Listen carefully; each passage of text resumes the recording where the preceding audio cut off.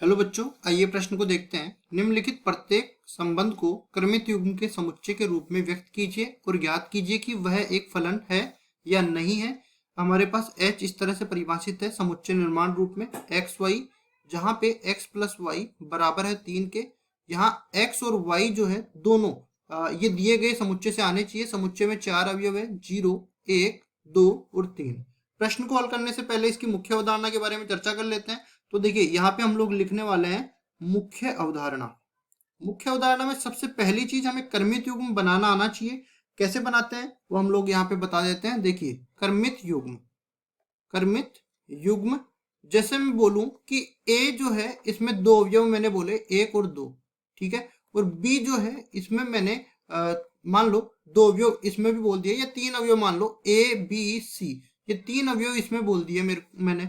अब मेरे को a और b का कर्मित युग्म निकालना है, तो यहाँ पे क्या होगा, देखिए पहले समुच्चय का पहला अवयव तीनों के साथ संबंधित होगा, मतलब इस तरीके से एक a, फिर आएगा एक b, फिर आएगा एक c। इसी तरह पहले समुच्चय का दूसरा अवयव भी दूसरे समुच्चय के हर एक अवयव से संबंधित रहेगा, तो 2a, फिर आएगा 2b, फिर आएगा 2c। इस तरह से अपने पास एक समुच्चय तैयार हो गया। यही इसका कर्मित युग्म कहलाता है। अब फिर हम लोग चलते हैं आगे। अब फलन के बारे में बताते हैं कि कोई भी संबंध जो है फलन कैसे होता है। तो देखिए यहाँ से हम लोग कह सकते हैं, देखो पहली चीज तो कर्मित युग्म हमेशा ही एक संबंध को निरूपित करता है, क्योंकि यहाँ पे आप देख सकते हो इसको मैं समुच्चय निर्माण रूप में इस तरीके से व्यक्त करूं कि ये x और y को प्रदर्शित करेगा, जहां पे x अवयव होना चाहिए a समुच्चय का और y अवयव होना चाहिए b समुच्चय का। अगर ऐसा है तो ये संबंध को निरूपित करेगा। और फलन कोई है, इसके लिए आवश्यक है कोई भी संबंध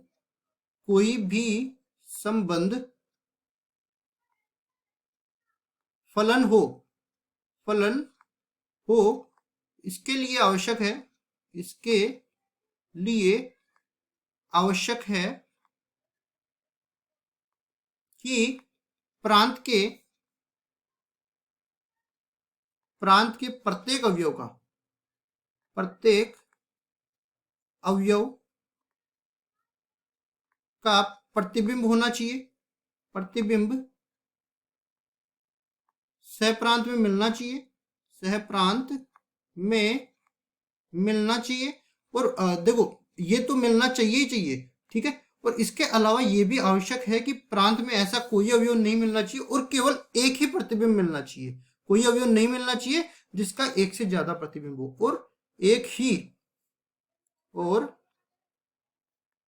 प्रत्येक, यहाँ पे हम लोग लिखेंगे, और प्रत्येक अवयव का केवल एक ही प्रतिबिंब मिलना चाहिए, और प्रत्येक अवयव का एक ही प्रतिबिंब मिलना चाहिए। इसका देखो एक ही का मतलब ये नहीं होता कि समान प्रतिबिंब मिले। इसका मतलब ये होता है कि एक से ज्यादा प्रतिबिंब ना मिले, ठीक है। तो अब देखिए सवाल को हल करते हैं। सबसे पहले सवाल अपने पास परिभाषित है समुच्चय निर्माण रूप में। इसमें x और y कर्मित युग्म ये दे रखा है, जहां पे x प्लस वाई ये बराबर होना चाहिए 3 के, और प्रत्येक x और y ये अपने पास इस समुच्चय में से आ रहे हैं 0, 1, 2, 3, इस समुच्चय से आ रहे हैं। तो देखिए यहाँ पे हम लोग इसको परिभाषित कर देते हैं। सबसे पहले तो h कोई संबंध है, इसको हम लोग परिभाषित कर देते हैं। देखो h संबंध परिभाषित है a से a में। यहाँ पे a समुच्चय मैंने बोल दिया, ये जो दिया गया समुच्चय है जिसमें 4 अवयव है, 0, 1, 2, 3, इस तरह से मैंने परिभाषित कर दिया। अब उसके बाद देखो कर्मित युग्म की मैं बात करता हूँ, तो यहाँ पे कर्मित युग्म x और y के रूप में, मतलब x प्लस वाई बराबर में 0, बराबर में कितना लेना है, 3 लेना है, ठीक है। तो यहाँ पे लिखते हैं ये बराबर में 3 लेना है। तो एक एक अवयव को मैं निर्धारित करके दिखा देता हूँ। देखिए जब मैं x का मान 0 लेता हूं तो यहाँ पे y का मान कितना मिल जाता है, यहाँ पे y का मान 3 मिल जाता है। फिर मैं x का मान 1 लेता हूं, इस समुच्चय से ही ले रहा हूं, देखो एक एक करके मैं लूंगा सारे मान x के और y के मान निकालते चला जाऊंगा, और फिर मैं देखूंगा क्या ये मान जो है इस a समुच्चय से आ रहा है कि नहीं आ रहा। तो y का मान मिल गया यहाँ से 2, फिर मैं x का मान 2 लेता हूं तो y का मान मिल गया मेरे को 1 के बराबर। फिर मैं x का मान ले लेता हूं 3 तो y का मान मिल गया 0 के बराबर। परिमित युग्म को परिभाषित कर देते हैं। देखिए यहाँ पे h बराबर में हो जाएगा, सबसे पहले जब x बराबर 0 है, ये 3 के साथ सम्मिलित है। फिर हम लोग आगे बढ़ते हैं तो 1 2 के साथ सम्मिलित है। फिर आगे बढ़ते हैं तो 2 1 के साथ सम्मिलित है। फिर आगे बढ़ते हैं तो ये जो 3 है ये 0 के साथ सम्मिलित है। तो ये तो आ गया अपने पास कर्मित युग्म, कर्मित युग्म, और इसी को हम लोग बोलेंगे संबंध।